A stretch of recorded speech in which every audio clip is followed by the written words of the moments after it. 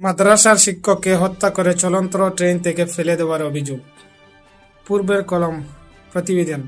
চাঞ্চল্যকর এক ঘটনায় উত্তরবঙ্গে গ্রামীণ ট্রেনে এক মাদ্রাসার শিক্ষককে হত্যা করল চলন্ত ট্রেন থেকে ফেলে দেওয়ার অভিযোগ উঠছে। মৃত ব্যক্তির নাম মাওলানা তৌফিক রাজা।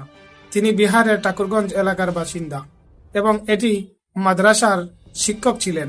পরিবারের দাবি এটি কোনো দুর্ঘটনা নয়, বরং পরিকল্পিত হত্যাকাণ্ডই। ঘটনার আগেই ট্রেনের ভিতরে কয়েকজন যাত্রীর সঙ্গে তৌফিক রাজার বর্ষা ও মারধরের ঘটনা ঘটে বলে জানা যায়। পরিবারের অভিযোগ, ধর্মীয় পরিচয় কেন্দ্র করেই তাকে হেনস্থা করা হয়েছিল।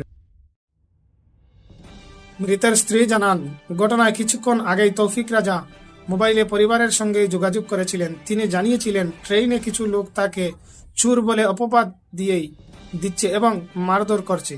পরে হঠাৎ করেই ফোনের সংযোগ বিচ্ছিন্ন হয়ে যায়।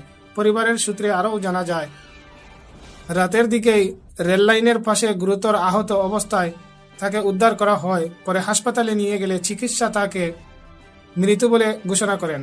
রেল পুলিশ প্রথমে ঘটনাটিকে দুর্ঘটনা বলে জানালেও পরিবারের অভিযোগের ভিত্তিতে তদন্ত শুরু হয়েছে।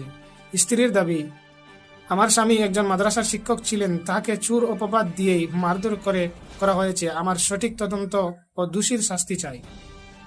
স্থানীয় সূত্রে জানা গিয়েছে, ঘটনার পরও এলাকা জুড়ে ব্যাপক চাঞ্চল্য সৃষ্টি হয়। বিভিন্ন সংগঠন ঘটনার নিরপেক্ষ তদন্ত এবং দোষীদের দ্রুত গ্রেফতারের দাবিতে জানিয়েছেন। রেল পুলিশ জানিয়েছেন, ঘটনার সমস্ত দিক খতিয়ে দেখা হয়েছে এবং ট্রেনে যাত্রীদের শনাক্ত করার